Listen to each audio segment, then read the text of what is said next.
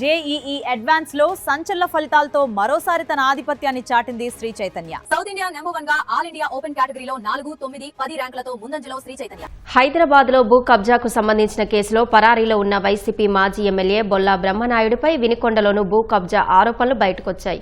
తనకు వారసత్వంగా సంక్రమించిన 2 ఎకరాలను బొల్లా బ్రహ్మనాయుడు మరికొందరితో కలిసి అక్రమంగా రిజిస్ట్రేషన్ చేయించుకున్నారని జోసెఫ్ అనే వ్యక్తి ఆరోపించారు.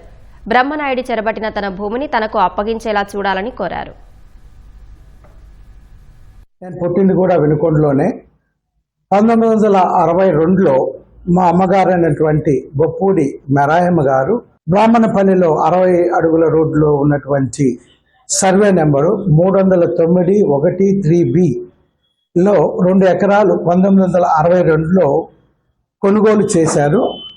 ఈ కొనుగోలు చేసినటువంటి పక్క రిజిస్ట్రేషన్ జిరాక్స్ కాపీలు అన్ని మా దగ్గరే ఉన్నాయి.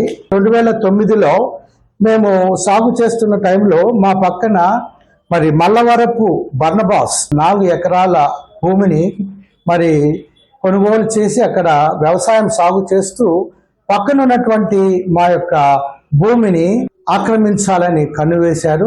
2012లో జిల్లా కోర్టుని ఆశ్రయించాము.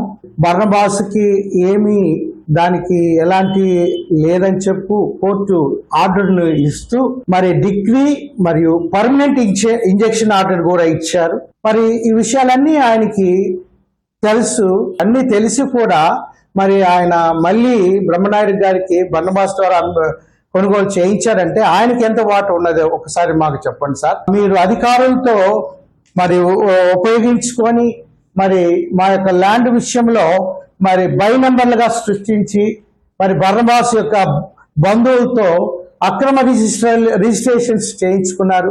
బ్రహ్మనాయుడు గారి అధికారంలో వచ్చిన తర్వాత ఆ బర్నబాస్ ఆ యొక్క 4 ఎకర్స్ ని రిజిస్ట్రేషన్ చేస్తూ దీన్ని కూడా కలిపేసుకోవడానికి ప్రయత్నం చేశారు.